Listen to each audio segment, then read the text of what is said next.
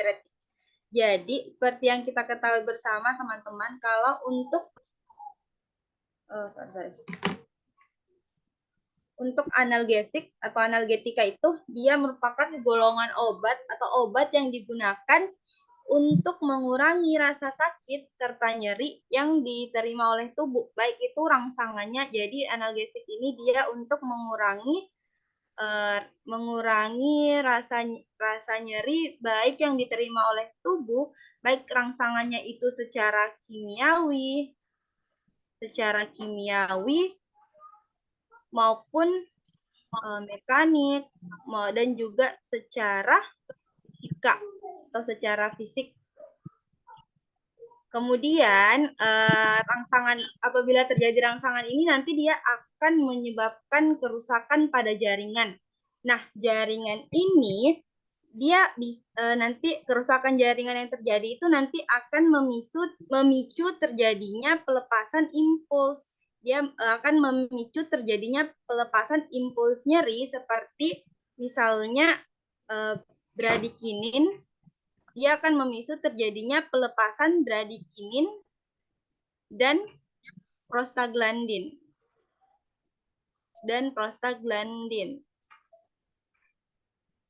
Nah, untuk obat analgetika ini dia terbagi menjadi dua, ada analgetika perifer dan ada analgetika untuk narkotik. Nah, untuk analgetika perifer, dia contoh obatnya seperti paracetamol, kemudian golongan salisilat, kemudian penghambat prostaglandin, kemudian derivat antranilat sama derivat pirazolin. Nah, kalau untuk analgetika yang golongan narkotik atau golongan opioid, dia ini contohnya seperti fentanyl, Assalamualaikum. Seperti fentanyl, kemudian seperti morfin, kemudian ada petidin. Tulisan saya ini ya. Ada petidin dan ada tramadol. Dan ada tramadol. Oke. Nah, yang selanjutnya itu ada antipiretik. Nah, kalau dia tadi analgesik untuk penurun nyeri, kalau antipiretik dia untuk menurunkan obat yang digunakan untuk menurunkan demam. Nah, jadi di sini saya sajikan patofisiologi demam. Nah, di mana proses terjadinya demam yaitu apabila terjadi infeksi, ya kan, apabila terjadi infeksi. Nah, kemudian ini apa? Infeksi, kemudian nanti sel darah putih monosit atau stimulusnya ya monosit dan makrofag, kemudian nanti akan ini pirogen endogennya nanti dia akan memberikan rangsangan ke endotel hipotalamus. Nah, apabila endotel hipotalamus ini terjadi rangsangan, dia akan mengeluarkan asam arakidonat. Nah, asam arakidonat ini, teman-teman, di sini dia nanti dengan adanya bantuan enzim siklooksigenase atau yang biasa disingkat dengan CHOX. Jadi kalau untuk demam, teman-teman, dia itu khusus untuk CHOX2. Jadi nanti asam arakidonat dengan adanya bantuan enzim CHOX2 ini dia akan mengeluarkan prostaglandin. Nah, apabila prostaglandin ini meningkat, kemudian akan memasuki jalur siklik, kemudian akan meningkatkan set point, maka akan terjadinya panas atau demamnya. Nah, untuk poin penting yang perlu teman-teman perhatikan di sini yaitu adanya perubahan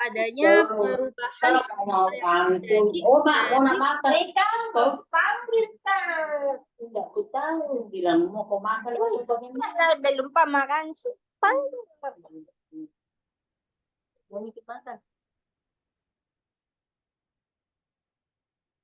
Nah, jadi yang perlu teman-teman perhatikan di sini yaitu ini adanya perubahan asam arakidonat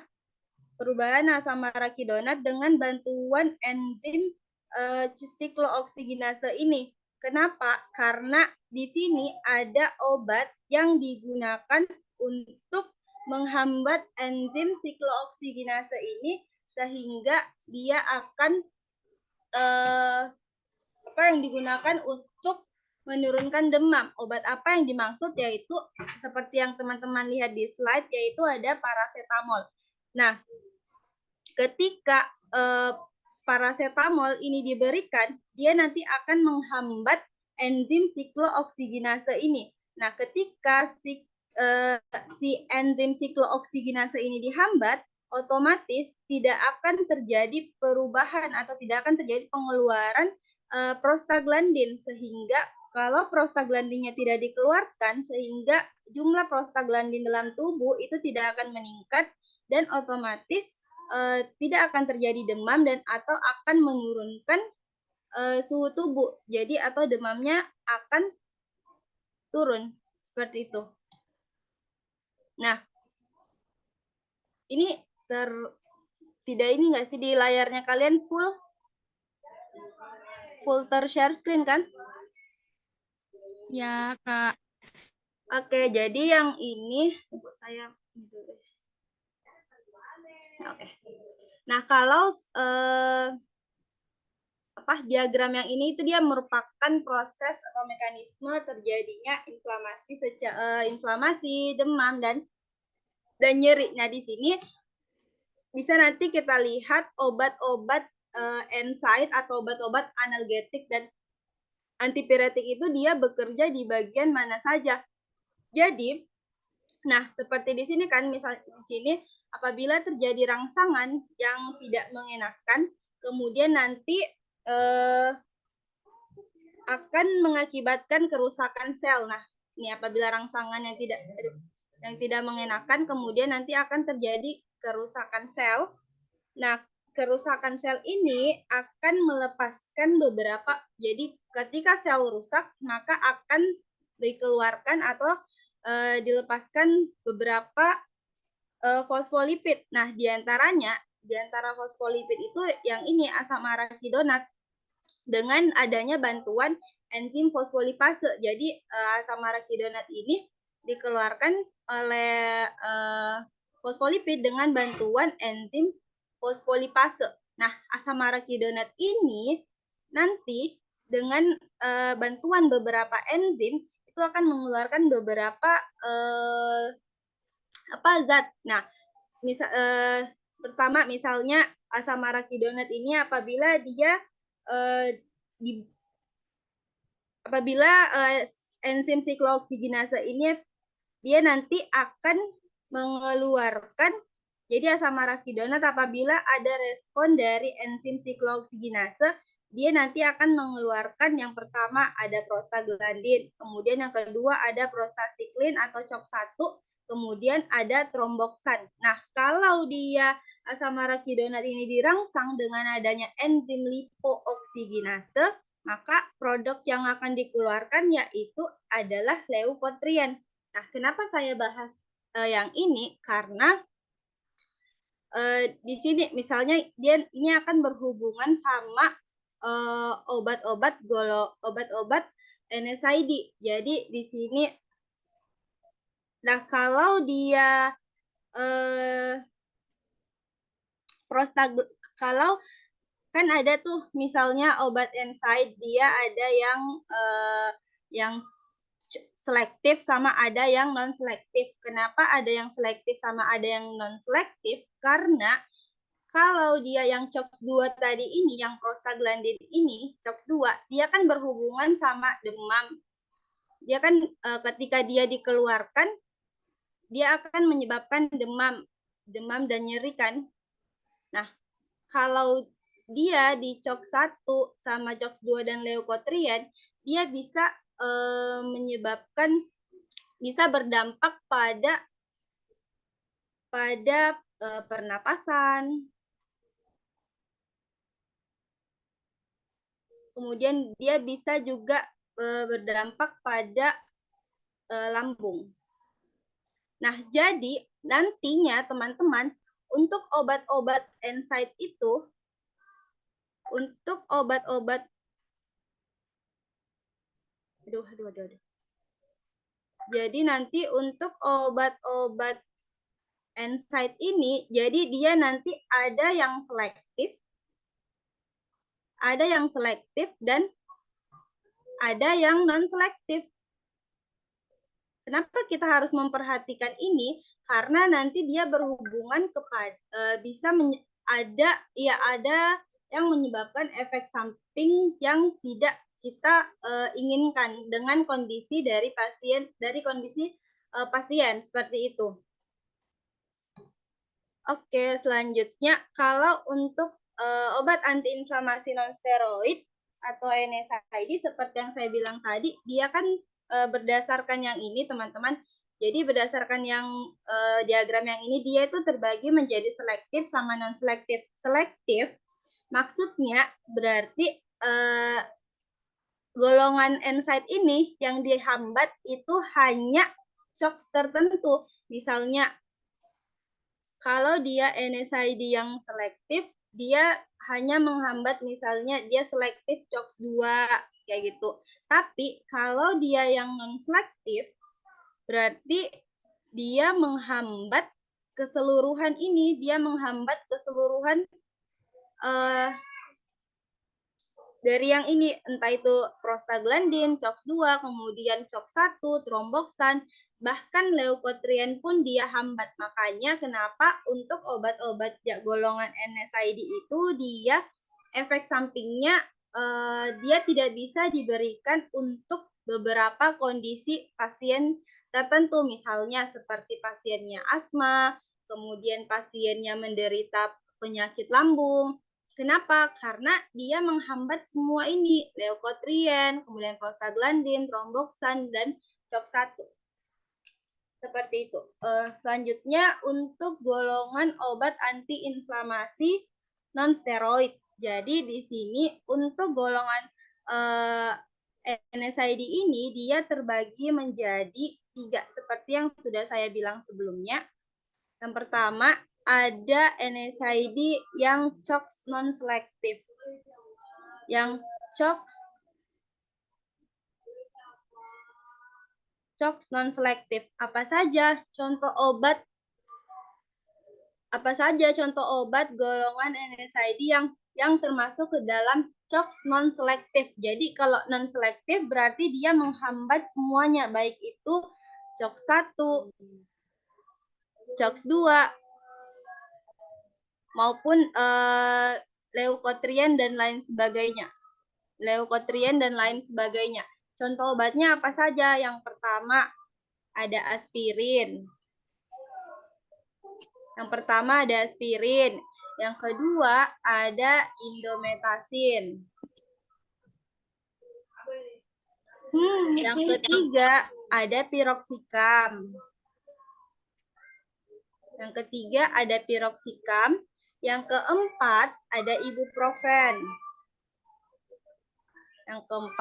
ibuprofen. Yang kelima ada naproxen. Yang keenam ada asam mefenamat.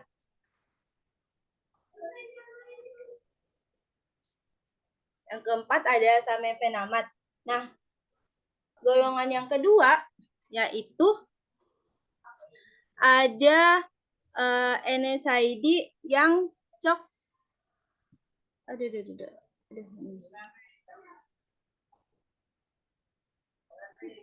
Dia COX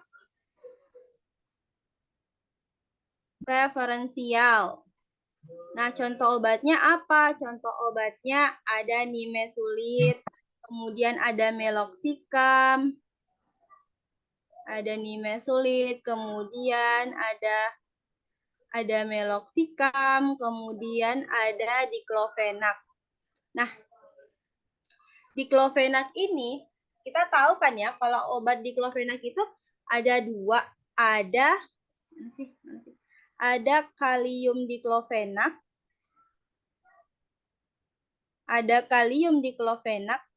ada natrium diklofenak. Nah, bedanya apa antara kalium diklofenak sama antara kalium diklofenak sama natrium diklofenak? Nah, bedanya dia pada sifat kelarutannya. Jadi, kalau untuk kalium, teman-teman, jadi dia bedanya nih dari sifat kelarutannya. Kalau untuk kalium, dia lebih larut. Jadi, dia itu lebih larut daripada yang natrium diklofenak. Sehingga kalau kelarutannya lebih tinggi, otomatis absorpsinya itu lebih cepat.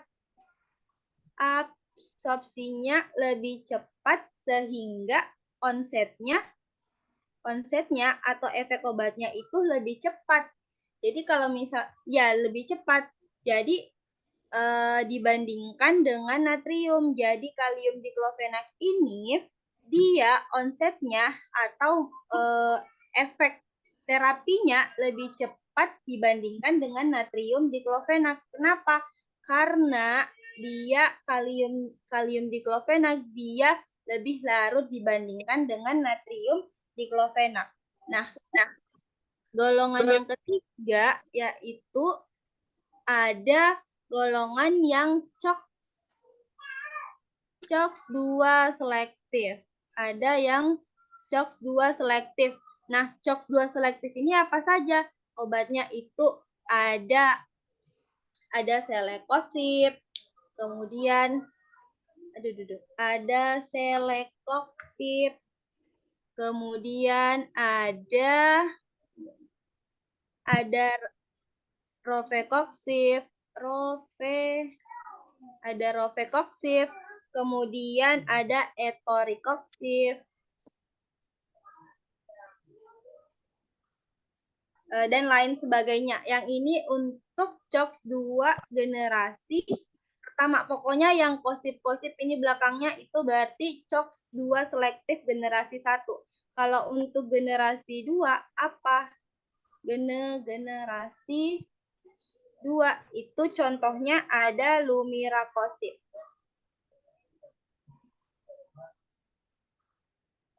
Nah, jadi teman-teman harus perhatikan yang untuk golongan ini NSAID ini. Kenapa? Karena biasanya di soal tuh banyak muncul, dia nanti dia diberikan kondisi pasien, misalnya pasiennya tuh menderita GERD atau menderita penyakit lambung atau tukak lambung. Nah, biasanya ditanyakan obat apa yang cocok diberikan untuk kondisi pasien tersebut apabila dia menderita nyeri, kemudian tetapi dia menderita ada penyakit lambung atau GERD. Jadi terapi yang teman-teman pilihkan yaitu adalah COX-2 selektif. Kenapa? Karena tadi teman-teman, karena yang di sini karena kalau dia COX-2 selektif, yang ini yang hanya menghambat prostaglandin ini, otomatis dia betul-betul fokus kerja obatnya itu hanya pada nyerinya saja, tidak memberikan efek ke reseptor yang lain seperti misalnya ke pernapasan, kemudian lambung. Karena kenapa? Hanya COX-2. Beda kalau dia yang dikasih yang non selektif atau yang setengah atau yang preferensial ini, dia bisa saja menyebabkan efek samping pada pasiennya itu bisa saja sesak atau asma dan juga bisa menyebabkan perburukan dari penyakit lambungnya atau mahnya itu. Nah, itu untuk yang konteks soal yang pasiennya nyeri kemudian terdapat kondisi khusus yang terapi apa yang tepat seperti itu. Kalau misalnya ada juga konteks soal yang memberikan pertanyaan, dia memberikan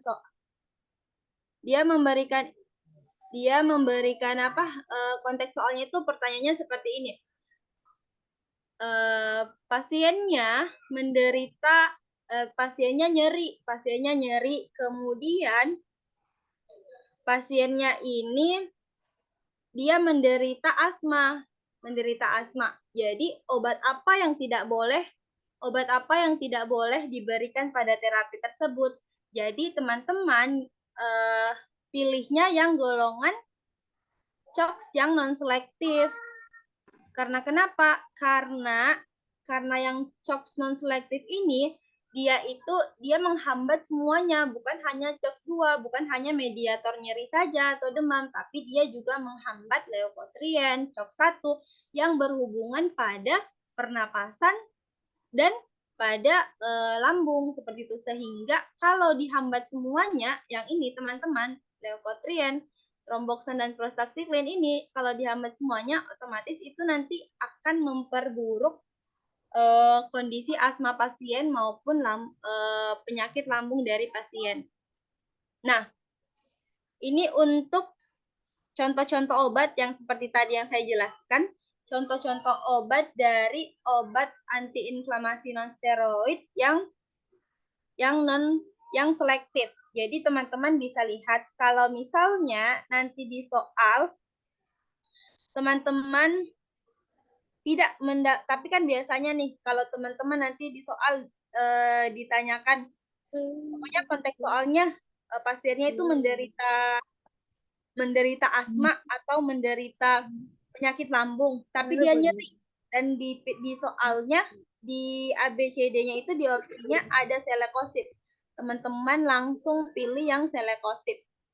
Tapi kalau misalnya di opsinya itu selekosip tidak dimasukkan, maka teman-teman boleh pilih meloxicam atau etodolac atau diclofenac seperti itu.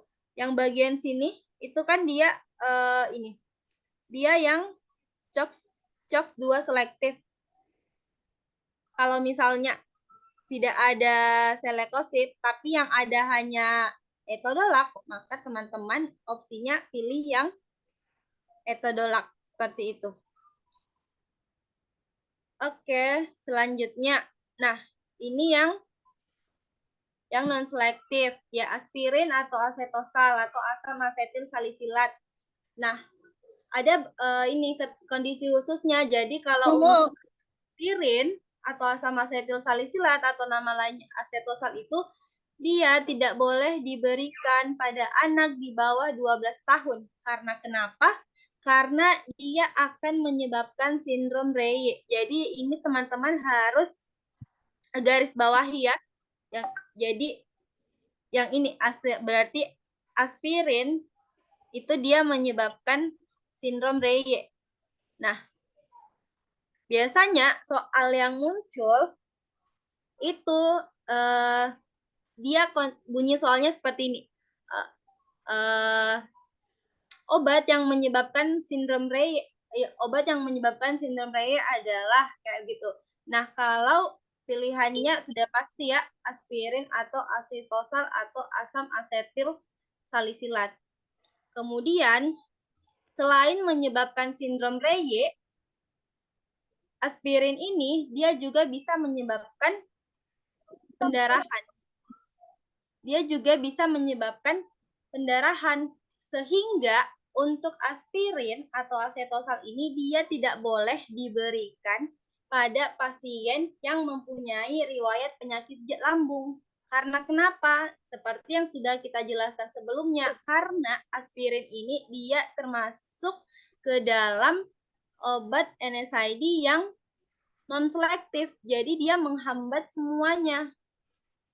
Sehingga menyebabkan pendarahan pada pasien dengan penyakit lambung seperti itu. Untuk asam mefenama, dia juga termasuk ke dalam COX non-selektif. Bila dibandingkan dengan aspirin, asam mefenamat kurang efektif. Kemudian golongan diklofenak yang tadi yang sudah saya jelaskan sebelumnya ada 2, ada kalium sama ada natrium. Ada natrium diklofenak. Nah, kalau yang diklofenak ini ternyata dia bisa menyebabkan gangguan pada hati lebih sering dibandingkan dengan golongan AINS lainnya. Kemudian ada ibuprofen.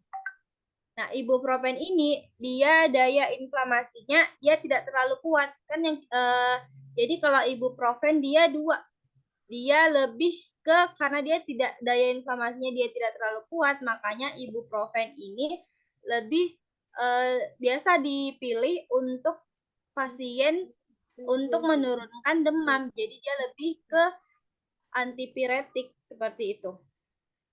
Kenapa antipiretik ya? Karena di sini tadi dia juga dia kan yang non selektif tuh. Ibuprofen kan non selektif. Jadi berarti ibuprofen itu lebih ke sini ke COX-2-nya. Dia lebih banyak menghambat COX pada mediator ini demam yang mengakibatkan demam. Kemudian ada indometasin. Karena efek toksisitasnya, indometasin tidak dianjurkan penggunaannya pada anak, wanita hamil, pasien dengan gangguan psikiatri, dan pasien dengan penyakit lambung. Penggunaan indometasin hanya bisa hanya bila AINS-nya kurang efektif. Jadi ini bisa jadi catatan teman-teman. Jadi golongan AINS yang kontraindikasi pada ibu hamil adalah indometasin.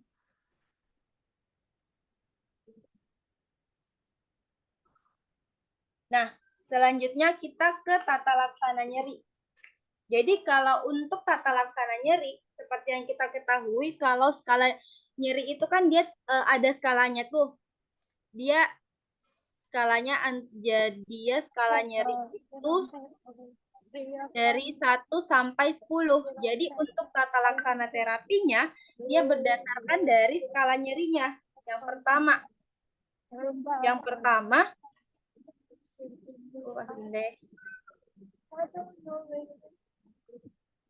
dia skala ringan. Nah, kalau nyerinya skala ringan itu berada dalam range skala berapa? Kalau skala ringan itu masuk range 0 sampai 3. Obatnya apa yang diberikan kalau dia nyerinya hanya 0 sampai 3? Dia bisa dikasih paracetamol. Dia bisa dikasih paracetamol 650 mg. Kemudian dia bisa juga diberikan aspirin.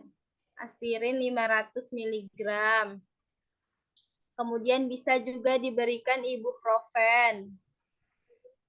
Kemudian bisa diberikan NSAID lain. Nah, di sini juga ada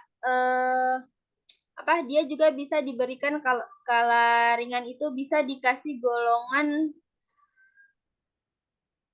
antidepresan trisiklik, misalnya amitriptilin,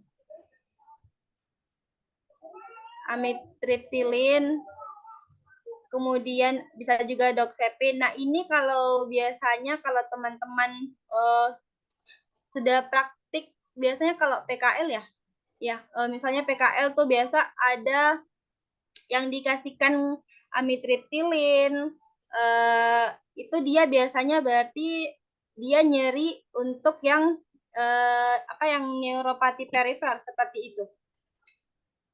Nah, itu untuk tata laksana nyeri untuk skala ringan. Kemudian kalau untuk skala sedang itu dia skalanya 4 sampai 6. Dia obatnya apa saja yang dikasih. Jadi dia sudah ada kombinasi. Dia dikasih paracetamol, dan ditambah dengan obat anti nyeri golongan opioid. Golongan opioid tadi apa? Seperti yang kita sudah sebutkan di pertemuan awal pertemuan ini, contohnya seperti misalnya kodein. Nah, kalau untuk skala berat, Gak bisa, Kak. Kalau untuk skala berat, dia skalanya 7 sampai 10. Obatnya apa yang diberikan kalau dia nyerinya berat? Dia dikasih langsung morfin atau fentanyl. Morfin atau fentanyl dia dikombinasi dengan NSAID lain. Bisa entah itu dari golongan dari golongan yang COX selektif maupun yang non selektif, tergantung dari kondisi pasiennya. Kemudian dia juga bisa diberikan obat antidepresan trisiklik.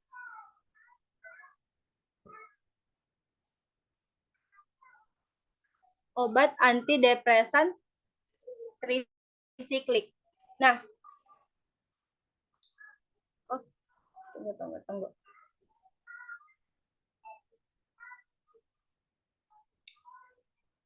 Selanjutnya kita ke efek samping obat NSAID. Seperti yang di slide yang tadi, kayak yang aspirin.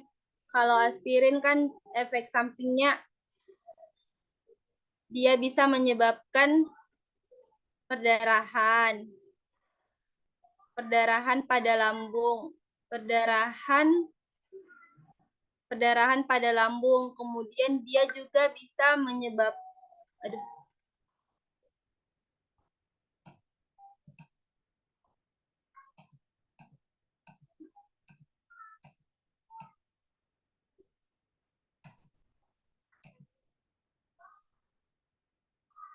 Nah, yang pertama aspirin.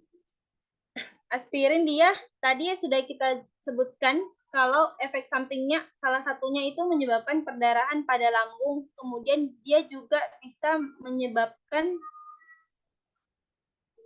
sindrom Reye. Nah, kemudian efek samping yang lain selain dari aspirin, efek samping yang bisa disebabkan oleh obat NSAID, khususnya yang COX non-selektif, yaitu dia juga bisa menyebabkan asma. Kenapa bisa menyebabkan asma? Seperti yang saya jelaskan sebelumnya, khususnya untuk yang COX non-selektif, dia kan yang non-selektif menghambat semuanya tuh, dan menghambat COX-1, COX-2, dan leukotrien. Nah, kalau dia karena menghambat COX-1, maka bisa menyebabkan lipooksigenase ini meningkat. Lipooksigenase meningkat. Apabila enzim lipooksigenase ini meningkat, maka akan terjadinya juga peningkatan pada leukotrien. Leukotrien meningkat sehingga akan menyebabkan bronkokontriksi.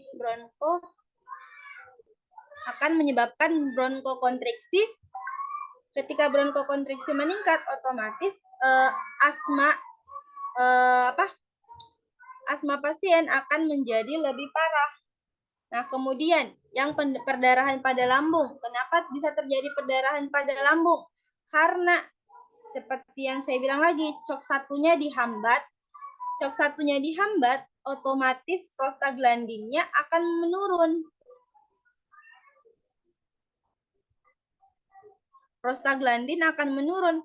Kenapa prostaglandin menurun? COX-1 dihambat, prostaglandin menurun, bisa menyebabkan perburukan pada lambung atau perdarahan pada lambung.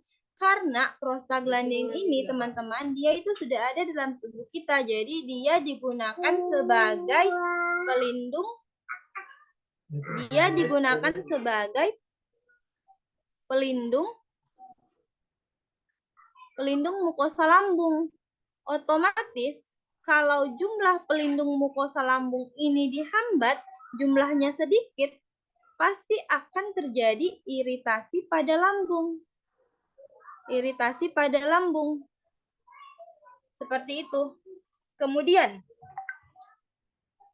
yang pertama kan efek sampingnya, yang pertama nih ada gangguan lambung. Kemudian yang kedua ada asma. Kemudian yang ketiga ada perdarahan.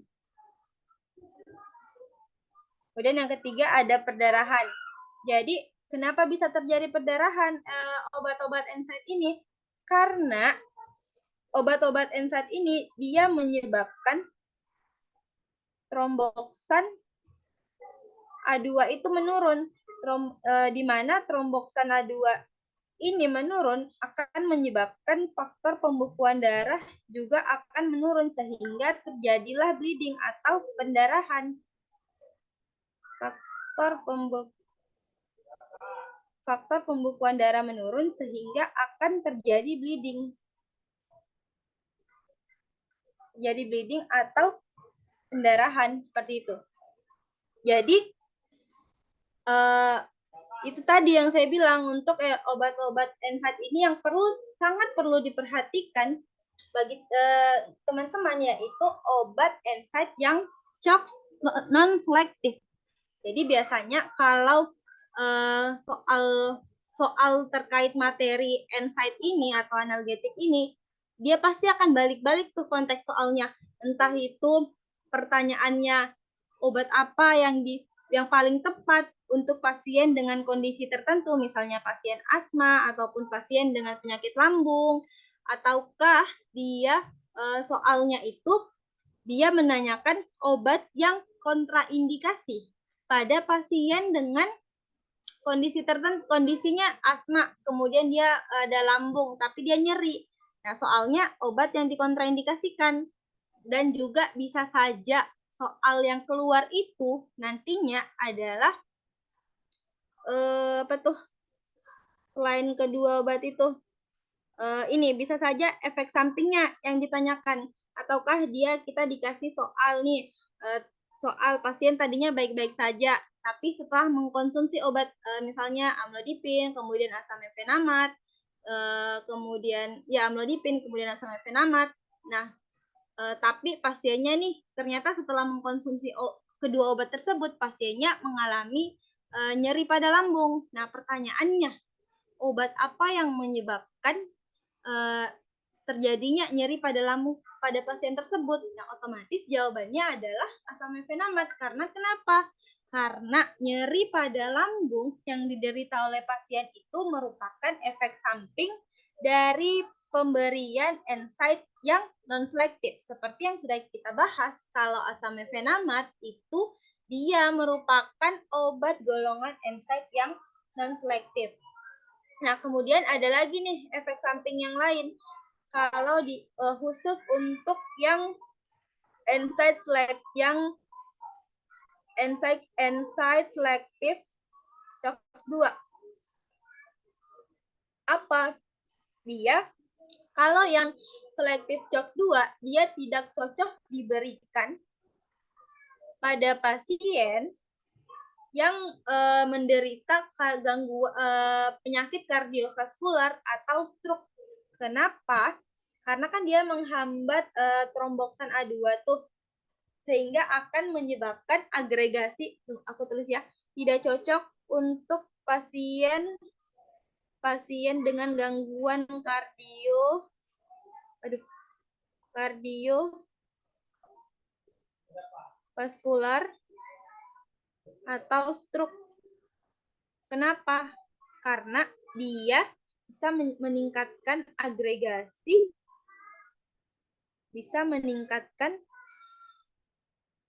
agregasi platelet atau agregasi platelet meningkat sehingga akan menyebabkan penyumbatan pada pembuluh darah.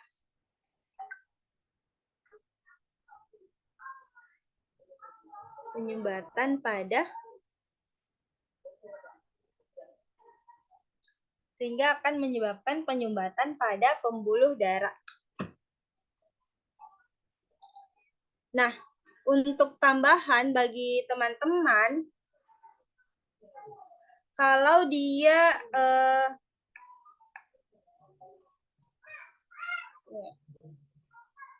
nah, misalnya nih kalau piroxicam dia lebih cocok, dia NSAID non-selektif, dia lebih cocok pada pasien yang nyeri sendi.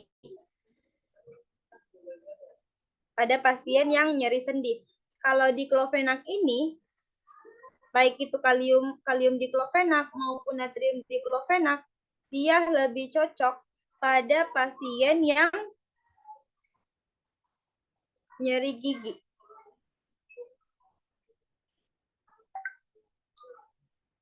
Selanjutnya, ya saya tambahin. Wait. Kita masih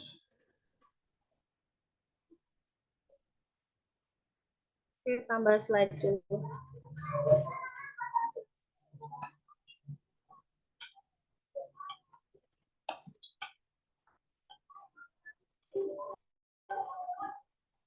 Ya.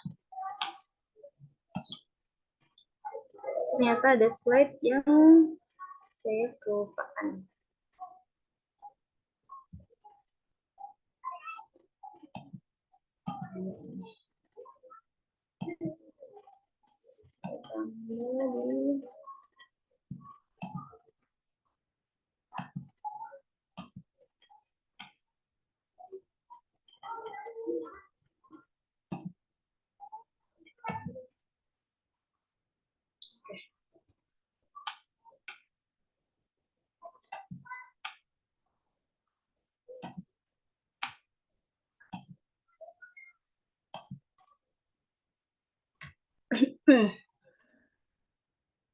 Oke, sudah ter-share screen.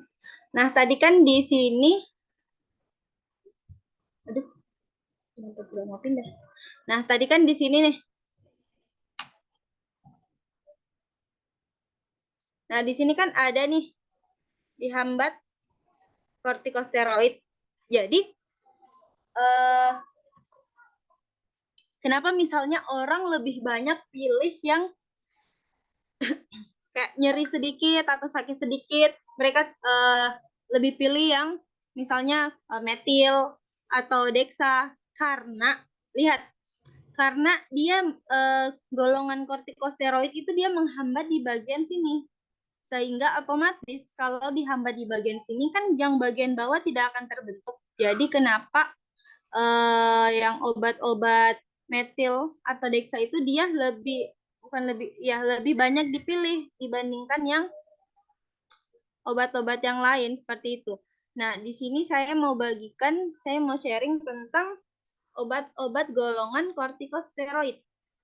Obat-obat golongan kortikosteroid. Nah, jadi apa saja yang termasuk ke dalam obat-obat golongan kortikosteroid? Yang pertama ada golongan hidrokortison. Kemudian yang kedua ada golongan prednison. Yang termasuk ke dalam prednison ini apa saja? Ada prednison, kemudian ada metilprednisolon,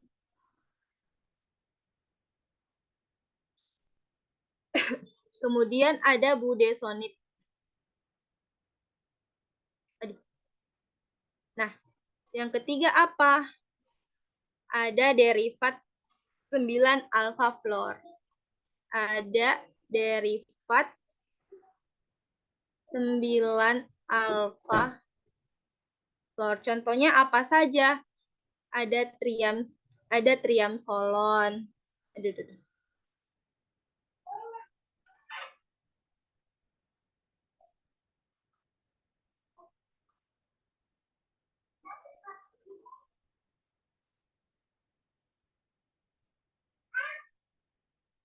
Ada triamsolon. Kemudian ada dexamethasone. Dan ada betamethasone. Ada betamethasone. Kemudian ada golongan derivat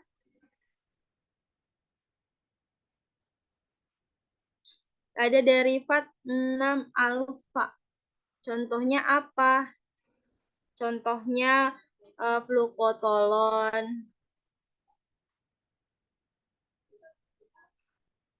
Kemudian ada Flunislida.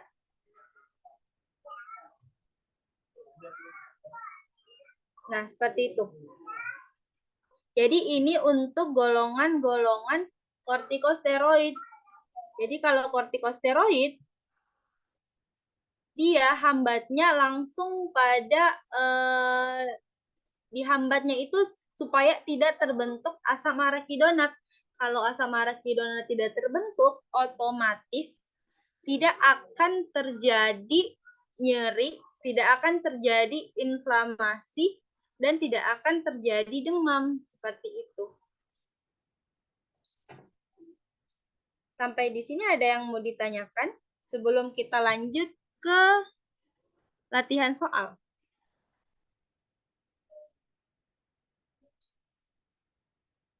Halo. Halo.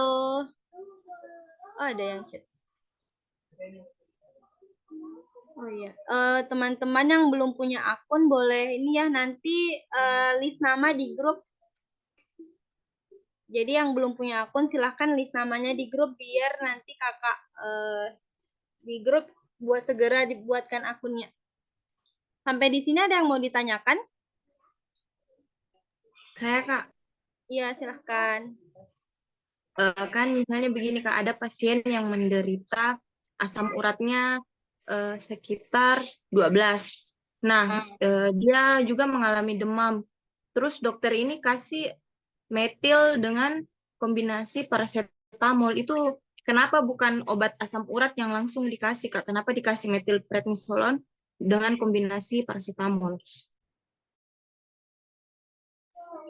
Oke, jadi nanti kita bahas itu terkait tata laksana asam urat di pertemuan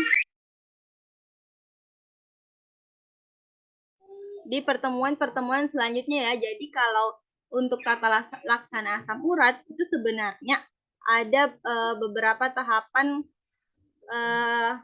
pemberian obat. Jadi dia kalau misalnya asam uratnya tidak terlalu tinggi, dia bisa hanya diberikan anti nyeri seperti itu. Tapi karena dia harusnya karena asam uratnya kan dia 12. Harusnya dia itu sudah diberikan obat penurun kadar asam urat. Nah, kenapa dia diberikan metil? Karena kalau asam urat kan dia itu terjadi peradangan. Nah, jadi metilnya itu diberikan supaya untuk mengurangi radang atau sakit. Nah, kalau kenapa dikombinasi dengan paracetamol? Karena biasanya kalau terjadi peradangan itu dia biasanya disertai dengan demam. Seperti yang sudah dijelaskan di sini sebelumnya, kalau untuk paracetamol dia itu kan dia bisa antipiretik sama analgetik. Jadi metilnya itu untuk radangnya, paracetamolnya itu untuk demamnya. Tapi sebenarnya kalau untuk tata laksana terapi asam urat, seharusnya dengan kadar asam urat yang setinggi itu harusnya dia diberikan penurun penurun kadar asam urat seperti itu. Jadi terapinya itu yang dipilih seharusnya diturunkan dulu asam uratnya seperti itu, baru di terapi nyerinya kayak gitu. Ada lagi? Kurang lagi yang mau ditanyakan?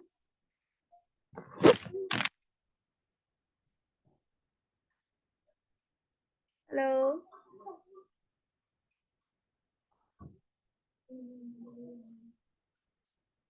Ada lagi yang mau ditanyakan sebelum kita masuk ke sesi latihan soal? Sebentar, kalau latihan soal saya mau teman-teman yang baca ya, nanti saya sebut namanya. Ada lagi yang mau ditanyakan? Cukup Kak. Oke, terima kasih atas pertanyaannya. Apakah sudah ada atau belum? Kalau gitu, kalau tidak ada yang mau ditanyakan, kita bisa lanjut ke latihan soal. Soal pertama, saya sebut ya namanya. Tunggu, saya cek dulu. Jeng jeng. Yang soal nomor 1 silahkan Lili. Seorang pasien laki-laki berumur 50 tahun datang ke dokter mengeluh gusi bengkak. Sakit gigi sudah lebih dari 5 hari. Pasien juga punya penyakit hipertensi. Kemudian dokter memberikan obat asam mefenamat, paracetamol, amoksisilin, amlodipin, dan kaptopril. Pasien datang ke apotik untuk menyampaikan keluhan yang ia rasakan setelah ia minum obat tersebut kepada petugas farmasi. Pasien selalu merasa nyeri pada lambung dan batuk-batuk setelah minum obat tersebut. Obat manakah yang menyebabkan efek samping nyeri pada lambung? Dengan jawabannya ini, Kak. Iya, silahkan. Asam mefenamat. Iya. Oke, jadi jawabannya adalah gimana sih? Asam mefenamat, Pak. Iya, jadi jawabannya asam mefenamat. Kenapa asam mefenamat? Jadi nih, lihat nih teman-teman.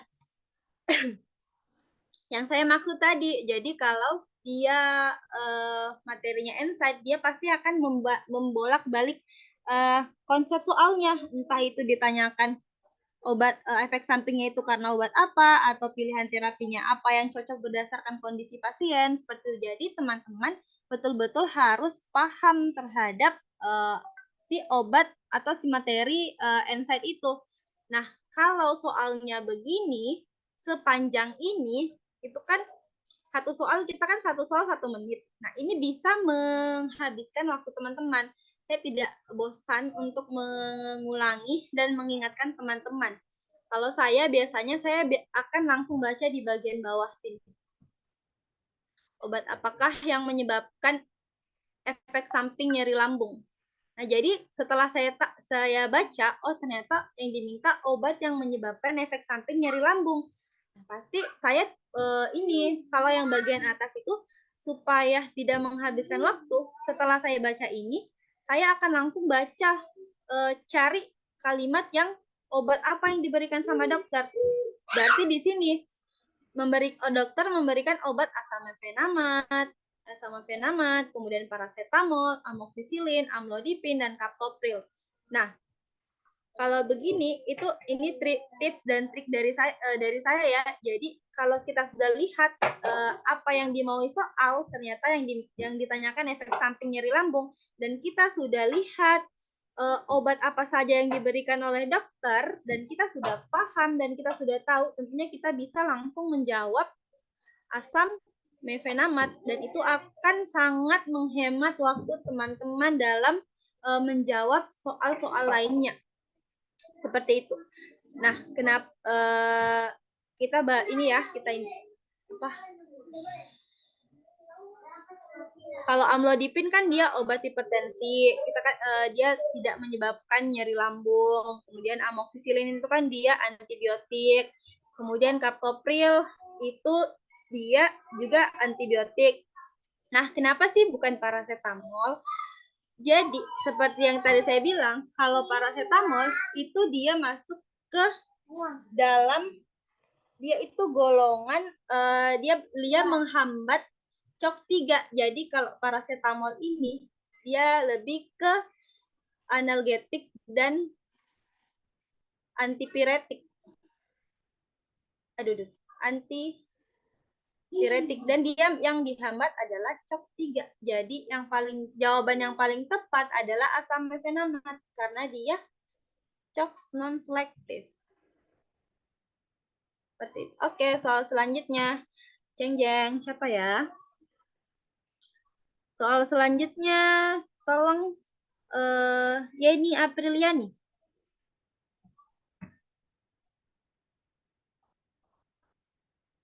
Halo. Baik, Kak. Oke.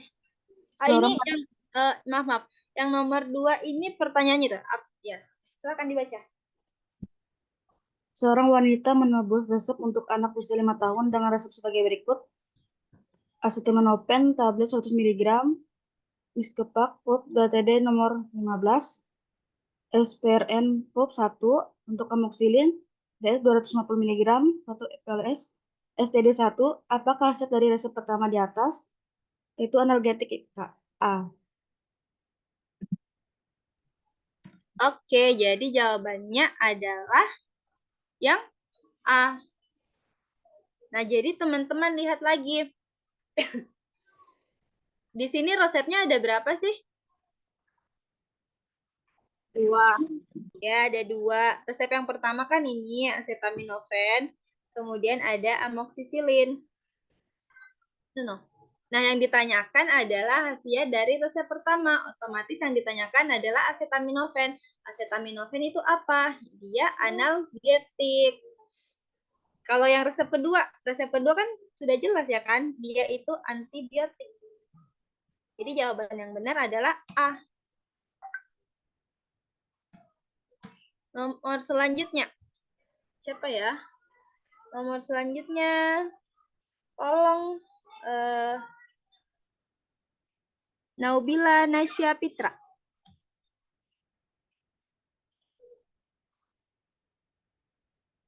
Halo? Naubila Nasya Pitra ada? Iya, Kak. Oke, silahkan dibaca.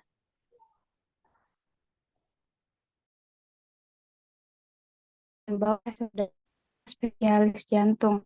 Dari informasi pasien bahwa tekanan darah pasien 140/90 dan diagnosa hipertensi oleh dokter 2 hari yang lalu. Informasi yang lain yang didapatkan adalah pasien tidak ada riwayat alergi obat dan ada riwayat gastritis. Resep tersebut berisi Tatopril 25 mg, isoniazid 5 mg, aspirin, neurobion, sama vitamin B-kom. Manakah dari obat-obat tersebut di atas yang memberikan efek samping iritasi pada lambung sehingga dapat meningkatkan risiko gastritis dan dari penyakit yang sudah diderita pasien? Aspirin. D.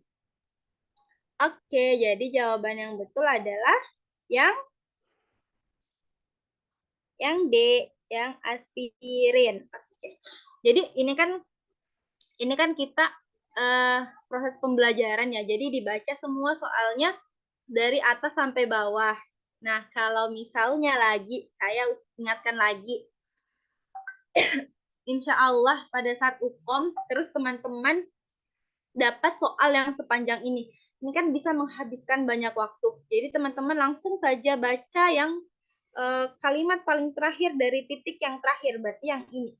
Manakah obat-obat tersebut di atas yang memberikan? Jadi dia efek samping iritasi pada lambung. Nah, cukup sampai sini.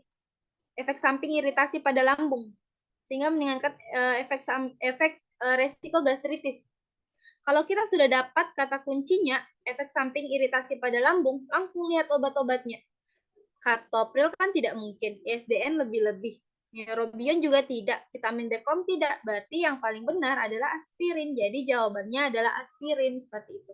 Jadi kalau untuk teman-teman, saya harapkan nanti semoga apabila ada yang keluar soal seperti ini, saya harap teman-teman itu jawabnya tidak lebih dari 1 menit. Bahkan kalau bisa ya sekitaran 30 detik atau 10 detik, yang penting tapi dengan catatan teman-teman harus fokus, jangan sampai salah, baca baik-baik apa yang dimaui sama soal, jangan sampai teman-teman salah paham.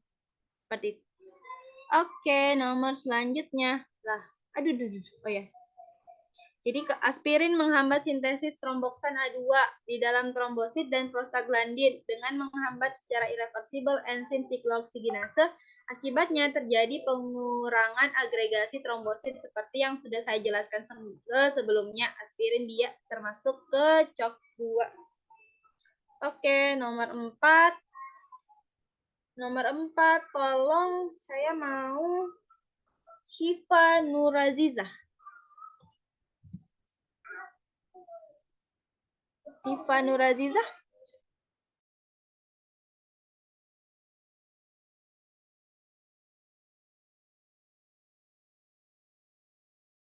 Halo. Syifa Nurazizah ada? Ya, Kak. Iya, Kak. Sambil Boleh. kerja, maaf. Kenapa, Kak? Oh iya. Boleh tolong dibaca, sekalian Boleh. dijawab. Oke. Seorang wanita berusia 38 tahun datang ke apotek dengan membawa resep untuk anaknya yang berumur 10 tahun yang didiagnosa infeksi saluran pernapasan akut. Dari penggalian informasi didapatkan bahwa pasien mengalami batuk, demam, dan pilek sudah dari 4 hari yang lalu. Informasi lain didapatkan bahwa pasien tidak mempunyai riwayat alergi obat dan tidak ada riwayat penyakit sebelumnya. Resep tersebut berisi Cephadroxil Forte sirup sebanyak 1 flash dengan Signa sehari 3 kali, 1 sendok teh setelah makan. Kemudian bromhexin setengah tablet, prednison 2 mg, kodein 10 mg, loratadin dengan ininya Misepa kapsul, Datalis doses nomor 20 dengan Signa sehari 3 kali 1 kapsul setelah makan. Yang manakah dari resep obat tersebut yang termasuk golongan kortikosteroid? Jawabannya di C, prednison. Oke, jawabannya adalah yang C. Betul, prednison. Karena jelas ya, yang di soal ditanyakan itu golongan kortikosteroid. Seperti yang kita sudah bahas sebelumnya. Golongan kortikosteroid ada prednison, metilprednisolon, kemudian dexamethasone, dan lain sebagainya. Prednison merupakan kortikosteroid sintetik dengan glukokortikoid. Prednison mengurangi peradangan dengan menekan migrasi leukosit polimorfonuklear. Oke, selanjutnya nomor 5. Nomor 5 saya mau siapa ya? Ada nggak yang secara sukarela mau membaca dan menjawab? Kalau ada, boleh silahkan langsung on mic tanpa saya panggil.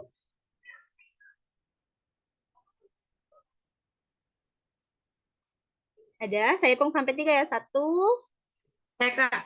Oke, silahkan. Seorang dokter yang berpraktek di klinik menanyakan ketersediaan berbagai obat golongan analgetik. Kriteria analgetik yang diminta adalah analgetik selektif COX-2 inhibitor. Apakah obat yang bisa direkomendasikan oleh tenaga teknis kefarmasian tersebut? Jawabannya selekosip. Oke, jadi jawabannya adalah yang C, betul, selekosip. Kenapa? Jadi dia di sini mintanya dokter itu kriteria analgesik sudah jelas ya, selektif COX-2 inhibitor. Obat apakah yang direkomendasikan oleh tenaga teknik kefarmasian? Jadi jawaban yang paling betul adalah yang selekosip. Karena acetosal, ibuprofen, kemudian paracetamol, dan nadik ini dia merupakan yang COX non-selektif. Seperti itu. Jadi jawaban yang paling betul adalah yang C, selekosip. Oke, terima kasih. Soal selanjutnya. Nah, kalau misalnya nih teman-teman, seperti kan tadi sudah kita bahas tuh, golongan COX-2 selektif, selain selekosip apa aja. Pokoknya yang kalau misalnya teman-teman lupa, teman-teman ingat aja nih yang di belakangnya ada kosip-kosip. Kalau di sini misalnya bukan selekosip, tapi di sini etorikosip, berarti yang betul adalah yang etorikosip, seperti itu. Selanjutnya, nomor selanjutnya, ada nggak sih lagi yang mau baca tanpa harus saya panggil? Kalau ada silahkan on mic, saya hitung sampai 3. 1, 2, 3. Saya Diabina, Kak. Oke, silahkan. Seorang ibu hamil dengan usia kandungan 3 bulan mengalami demam dengan suhu tubuh 39,5 derajat Celcius. Obat apakah yang tepat untuk menurunkan suhu tubuh ibu tersebut? A. Aspirin, B. Antalgin, C. Ibuprofen, D. Ketoprofen, E. Acetaminophen. Jawabannya adalah? Menurut saya acetaminophen, Kak. Oke, jadi jawaban yang betul adalah acetaminophen. Nah, jadi ini kenapa acetaminophen? Jadi teman-teman lihat lagi, oh ternyata kondisi pasiennya itu ibu hamil. Nah, ibu hamil. Jadi kalau dia ibu hamil yang dipilihkan baik itu dia demam maupun dia nyeri, demam, pokoknya ibu hamil pasti dia akan dikasihkan yang acetaminophen. Oh iya, ini apa?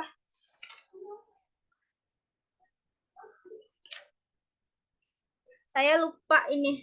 Nanti terakhir deh setelah bahas soal saya mau tambahkan terkait terapi analgesik pada kehamilan.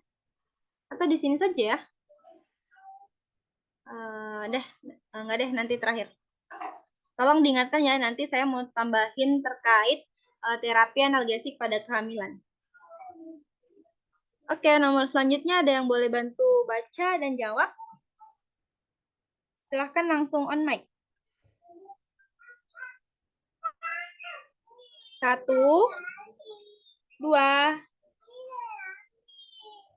3. Masa 2 orang aja sih yang on mic, yang tanpa harus saya sebut? Ayo dong. Saya, Kak. Oke, silahkan. Seorang pasien Seorang pasien laki-laki berumur 50 tahun datang ke dokter mengeluh gusi bengkak, sakit gigi sudah lebih dari 5 hari. Pasien juga punya penyakit hipertensi, kemudian dokter memberikan obat asam mefenamat, paracetamol, amoxicillin, amlodipin, dan captopril. Pasien datang ke apotek untuk menyampaikan keluhan yang ia rasakan setelah ia minum obat tersebut kepada petugas farmasi. Pasien selalu merasa nyeri pada lambung dan batuk-batuk setelah minum obat tersebut. Obat manakah yang menyebabkan efek samping nyeri pada lambung? Menurut saya asam mefenamat. Oke, jadi jawaban yang betul adalah asam mefenamat. Nah, kenapa asam mefenamat? Jadi dilihat lagi di sini. Ternyata efek sampingnya dia menyebabkan efek samping nyeri pada lambung. Nah, terus nyeri pada lambung, karena pertanyaannya obat manakah? Berarti dengan konteks soal yang sebanyak ini, kita langsung cari saja nih, obat apa yang dikonsumsi. Ternyata yang dikonsumsi adalah asam mefenamat, kemudian paracetamol, amoxicillin, amlodipin, dan captopril. Jadi di antara kelima obat ini yang sangat pasti menyebabkan efek samping nyeri pada lambung adalah asam mefenamat. Seperti itu. Asam mefenamat termasuk dalam golongan antiinflamasi non-steroid. Semua AINS merupakan iritan lambung. Efek samping asam mefenamat terhadap saluran cerna sering timbul. Misalnya, jadi selain asam lambung, dia juga bisa menyebabkan dispepsia, kemudian diare, bahkan diarenya sampai yang berdarah, dan yang ini yang paling sering nih masuk di soal gejala iritasi terhadap mukosa lambung. Karena kenapa? Karena tadi yang kita jelaskan sebelumnya, dia menghambat COX-1. COX-1 kalau dihambat otomatis akan mengurangi prostaglandin. Prostaglandin dikurangi berarti akan mengurangi juga mukosa yang melapisi lambung seperti itu, sehingga akan menyebabkan terjadinya nyeri pada lambung seperti itu. Oke, nomor selanjutnya. Siapa lagi? Silakan langsung on mic.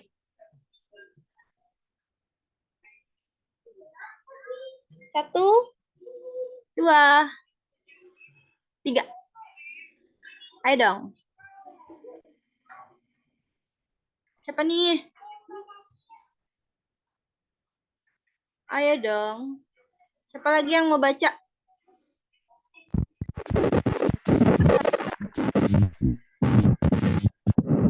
Siapa tuh?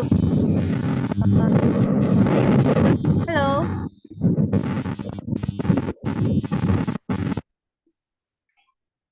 Siapa nih yang mau baca lagi? Siapa? Saya aja. Oke, jadi yang pertama Sanga Dewi dulu. Soal selanjutnya Sera ya. Oke? Biar nggak berkelahi, biar nggak rebutan. Oh iya. Oke, Seorang ibu hamil dengan usia kandungan 3 bulan mengalami demam dengan suhu tubuh 39,5 derajat Celcius. Obat apakah yang tepat untuk menurunkan suhu tubuh ibu tersebut? Jawabannya acetaminophen. Oh iya ya. Soalnya ini berulang ya. Sudah tadi ya? Iya. Ini jawabannya acetaminophen. Aduh, sorry ya. Jawabannya adalah acetaminophen. Ntar deh, terakhir saya cariin. Jadi jawabannya yang soal ini adalah acetaminophen. Oke. Maaf ya, ini soalnya berulang. Soal selanjutnya deh. Siapa tadi tuh? Serah. Tolong Serah dibaca. Seorang laki berusia 35 tahun, pekerjaan sebagai pedagang keliling, datang ke apotik, hendak membeli obat sakit gigi. Nyeri karena sakit gigi ini diderita sejak 2 hari yang lalu. Beliau meminta obat untuk penghilang nyeri. Apa informasi penting yang harus disampaikan pada pasien? A. Informasi mengenai obat, diagnosa pasien, status pasien, identitas pasien, diet, makanan, dan obat. Informasi mengenai obat. Jadi jawaban yang paling benar adalah yang A, betul sekali. Jadi informasi yang harus diberikan, yang disampaikan kepada pasien adalah informasi mengenai obat. Jadi pada saat proses penyerahan obat kepada pasien harus disertai dengan informasi tambahan. Jadi informasi mengenai obat ini biasa juga kita kenal dengan istilah PIO atau pemberian informasi obat. Jadi apa saja yang kita sampaikan pada saat kita PIO? Jadi kita pada saat kita PIO yang kita sampaikan yaitu adalah cara penggunaan obat, kemudian efek samping obat, seperti itu.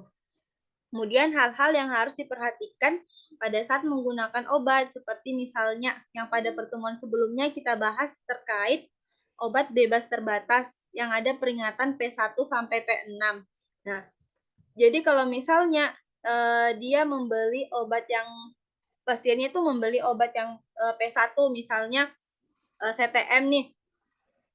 CTM itu kan bisa menyebabkan efek sampingnya itu kantuk. Nah, kalau misalnya kita sebagai tenaga teknis pada saat memberikan obat CTM itu tidak memberitahukan atau menginformasikan, tidak mengedukasi pasiennya bahwa ternyata CTM ini dia menyebabkan kantuk. Jadi kalau mau diminum sebaiknya jangan pada saat berkendara. Nah, kita lupa nih dan pasiennya minum pada saat dia mau berkendara, otomatis itu kan akan menyebabkan hal-hal yang fatal seperti itu. Jadi kita sebagai tenaga teknis harus juga memberikan informasi atau harus melakukan PIO atau pemberian informasi obat kepada pasien seperti itu.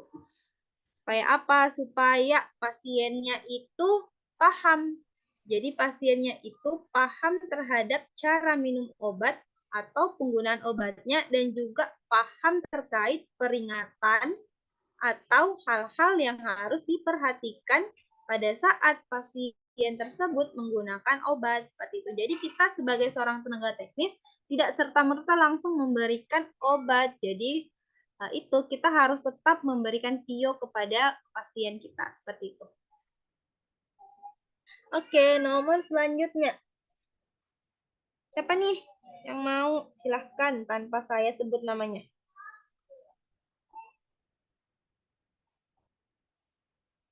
Ayo.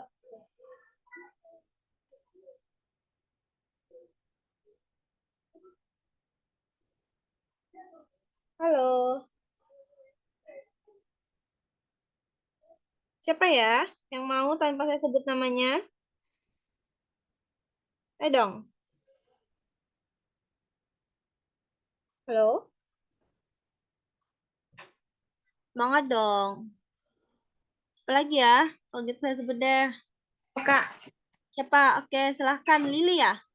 Iya, Kak. Oke, silahkan Lili.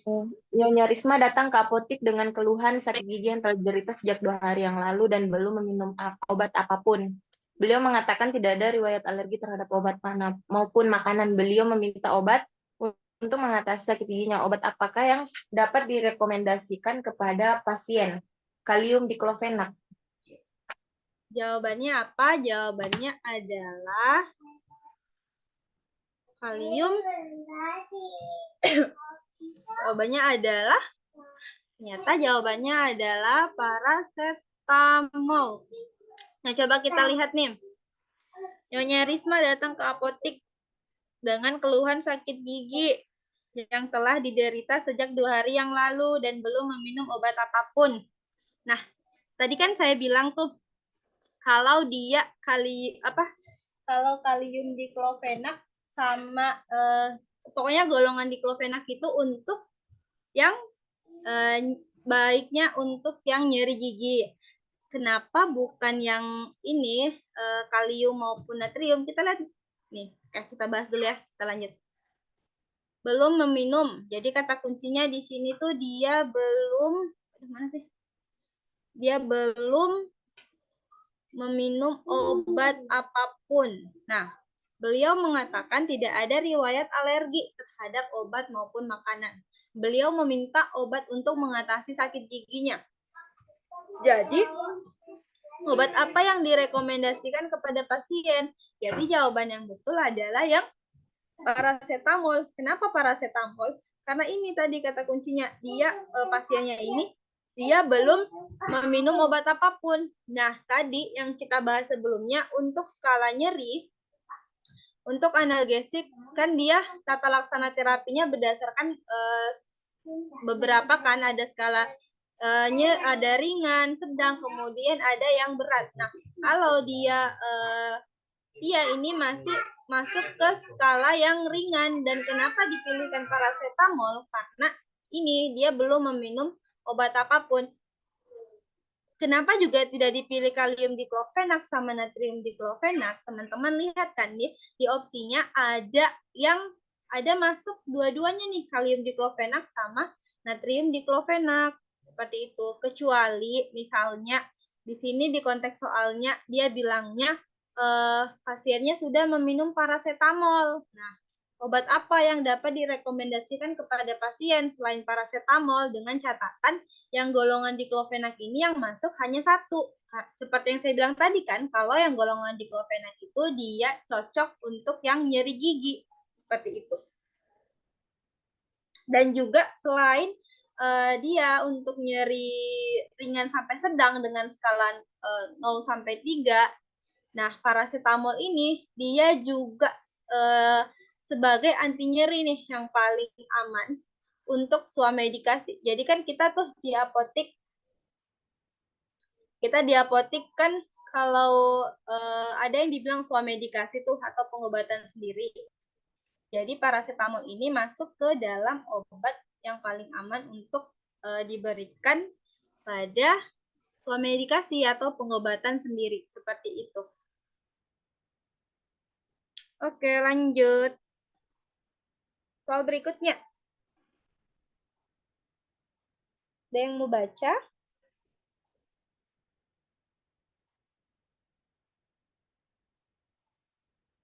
Halo.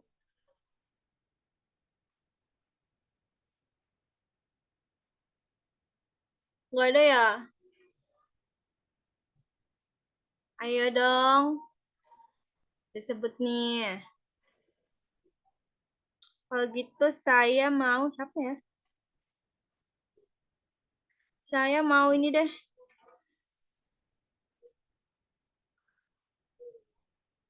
Siapa ya? Siti Mujahidah. Sudah? Siti Mujahidah? Halo? Siti Mujahidah? Halo?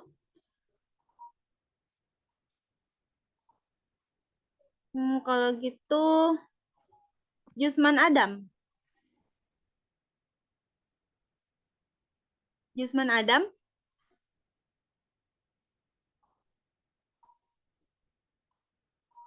Iya, Kak.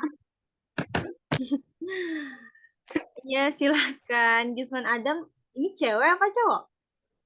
Cewek, Kak. Sorry, lupa rename tadi. Oh iya, boleh. Silahkan. Seorang TTK yang bekerja pada bagian gudang instalasi farmasi suatu rumah sakit baru saja menerima pesanan obat cefotaxim dan cefuroxim. Bagaimana cara penulisan lasa pada kedua obat tersebut? Jawabannya? A, Kak. Jawabannya ternyata yang betul adalah yang B. Jadi jawaban yang betul adalah yang oke. Apa namanya juga kita belajar, oke? Nah, jadi jawaban yang betul adalah yang B. Kenapa yang B? Seperti yang kita bahas sebelumnya kan, kalau obat-obat lasa, dia itu pakai Tillman letters. Jadi dia yang di bold atau yang dikasih kapital itu adalah tulisan yang berbeda. Tulisan yang berbeda. Jadi ingat ya, ini tuh kalau modelan soal yang kayak gini kadang disepelekan, tapi kadang juga membuat salah. Jadi boleh jangan disepelekan. Jadi ini juga jangan dipandang sebelah mata soalnya soal yang seperti ini. Karena kenapa? Karena yang ini juga kadang bisa membuat bingung. Seharusnya kalau soalnya seperti ini, teman-teman itu tidak boleh salah. Tapi mungkin karena lupa atau karena bingung, teman-teman bisa keliru. Semoga enggak ya. Jadi yang teman-teman perlu perhatikan, kalau dia penulisan untuk lasa dengan cara Tillman letters, dia yang di bold atau yang dibesarkan atau yang dikapitalkan adalah tulisan yang berbeda. Jadi tulisan yang berbeda itu yang dikapitalkan seperti itu. Oke. Soal selanjutnya. Tunggu ya, saya lihat dulu. Astrid Angelica ada?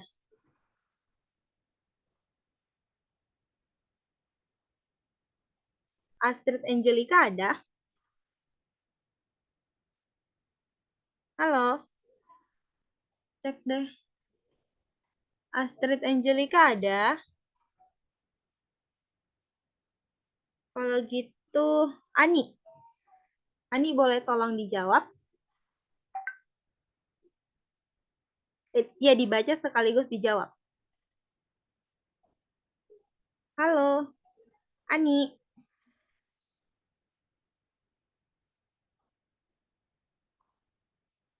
Halo. Ani?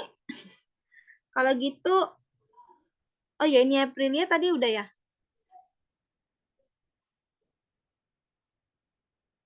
Ya, ini Aprilia tadi udah. Halo? Oh, kok nggak ada suara sih? Ya, ini Aprilia tadi udah. Udah, Oh, Kak. udah. Kalau gitu sekarang Yuni Anggriani. Ya, Kak. Oke, silahkan Yuni dibaca dan dijawab. Piantarno datang ke apotek ingin menebus resep untuk anaknya yang didiagnosa infeksi saluran pernapasan oleh dokter spesialis anak. Resep tersebut berisi ITER 3 kali, paracetamol sebanyak 10, CTM sebanyak 10, amoxilin sebanyak 12. Jika obat tersebut sudah ditebus 1 kali, berapakah sisa amoxilin yang dapat ditebus?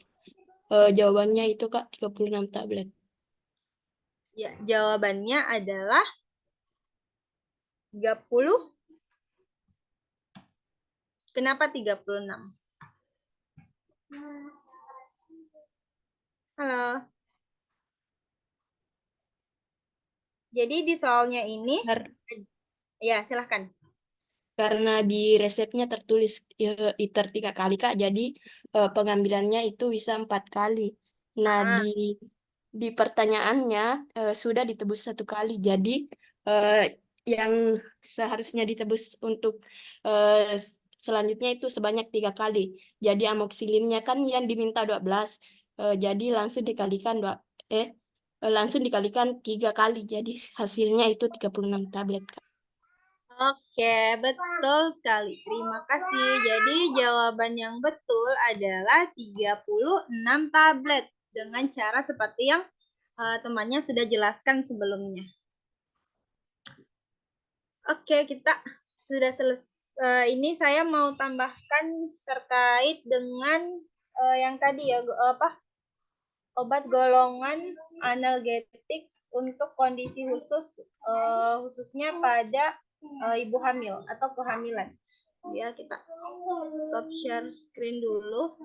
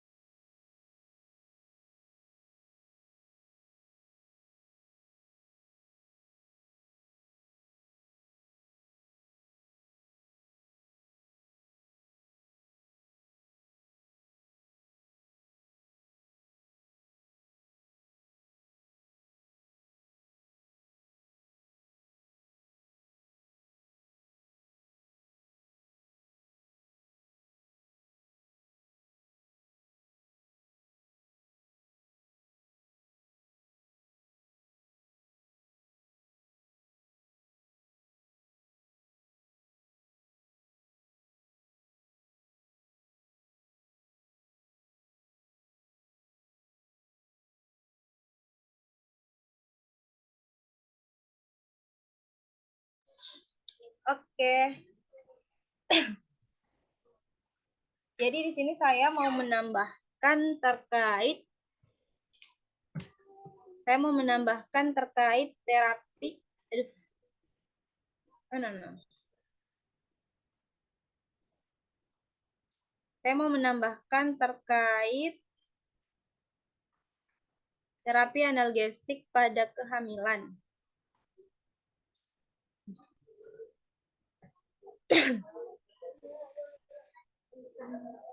Nah, pada kehamilan. Jadi, kalau untuk terapi analgesik pada kehamilan, jadi seperti kita tahu ya, bukan hanya pada obat-obatan analgesik, tapi pada semua ini, entah itu hipertensi, DM, dan segala macam, pasti akan ada kondisi-kondisi khusus. Misalnya seperti kehamilan atau ibu menyusui yang yang membuat dia itu obatnya ada sendiri begitu. Nah, kalau untuk terapi analgesik pada kehamilan, kalau untuk analgesiknya itu sendiri, pada ibu hamil, itu dia diberikan paracetamol seperti yang sudah kita bahas dan jawab bersama di soal yang tadi. Paracetamol atau paracetamol atau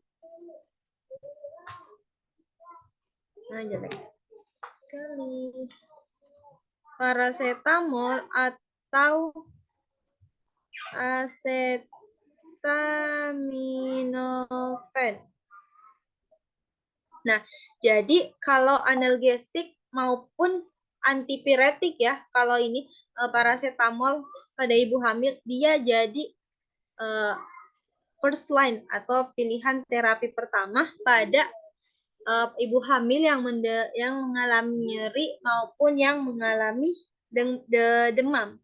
Kemudian kalau paracetamol ini dia bisa diberikan baik pada trimester pertama, trimester kedua, maupun pada trimester ketiga. Kemudian obat analgesik yang lainnya yang bisa diberikan pada kehamilan, yaitu dia bisa dikasihkan asetosal. Dia bisa diberikan asetosal. Tapi dengan catatan bahwa kalau penggunaan jangka panjang, kalau asetosal dia tidak bisa digunakan dalam jangka panjang. Kenapa? Karena kalau jangka panjang dia bisa menyebabkan, tulisan saya, dia bisa menyebabkan prematur. Dia bisa menyebabkan bayinya prematur.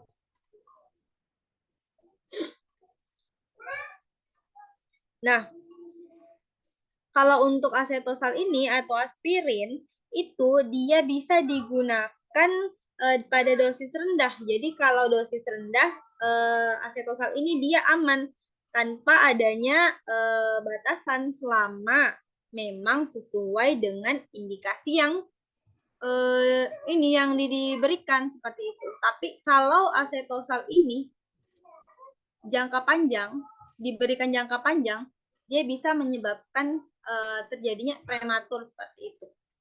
Nah, kalau itu kan tadi analgesik. Nah, kalau dia untuk NSAID-nya yang bisa diberi golongan NSAID yang bisa diberikan pada ibu hamil, yaitu dia bisa diberikan yang golongan CHOX yang non-selektif.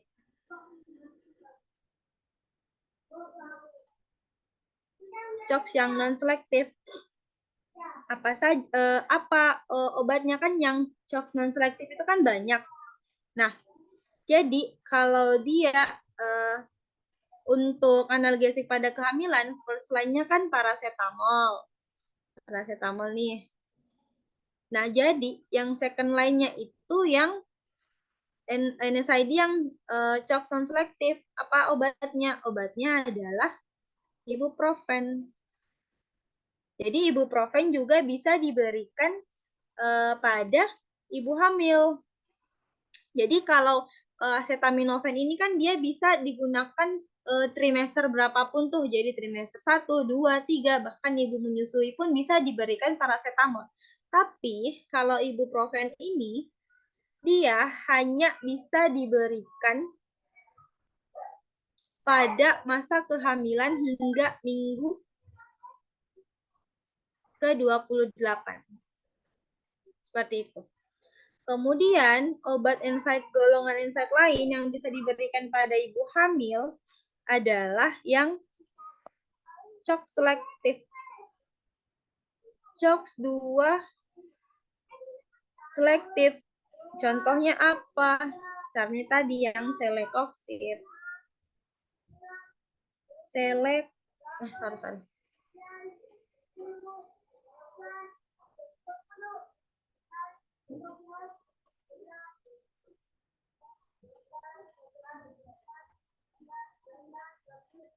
Yang selekoxib dan lain sebagainya. Seperti itu yang masuk ke dalam CHOX 2 selektif generasi pertama. Seperti itu. Nah, kalau untuk penggunaan CHOX 2 selektif ini, dia itu bisa menyebabkan terjadi, kalau dia penggunaannya secara berkelanjutan atau dalam jangka panjang, nah dia itu bisa menyebabkan, dia bisa mencegah terjadinya pembuahan. Dan karena dia mencegah terjadinya pembuahan, sehingga harus dihindari selama fase periovulatori seperti itu. Dia bisa mencegah terjadinya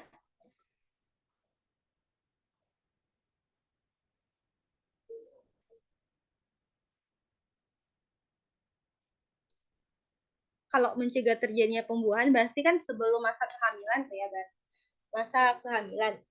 Nah, ini saya share kalau misalnya nanti ada soal yang keluar. Dia dia pasiennya menderita nyeri, tapi menderita nyeri kemudian pasiennya hamil. Tapi di opsi soalnya tidak ada, di opsi soalnya itu tidak ada paracetamol atau acetaminophen. Yang ada misalnya hanya selekoxib. Berarti teman-teman, kalau keluar soal yang seperti itu, pasiennya nyeri, kemudian di opsi soal pertanyaannya terapi apa yang Anda rekomendasikan, dan di opsinya tidak ada paracetamol, tapi yang ada hanya selekosip, berarti teman-teman langsung pilih yang selekosip seperti itu. Karena selain paracetamol, selekosip juga bisa diberikan pada kehamilan, tapi tetap ya, meskipun nanti di soalnya ada selekosip, kemudian ada paracetamol, teman-teman tetap pilih yang paracetamol. Kenapa paracetamol? Karena kita mendahulukan yang first line-nya, meskipun ada second line-nya atau ada third line-nya, tapi yang paling kita dahulukan adalah yang ini, yang first line. Seperti itu, untuk terapi analgetik pada kehamilan. Oke, sampai di sini ada yang mau ditanyakan?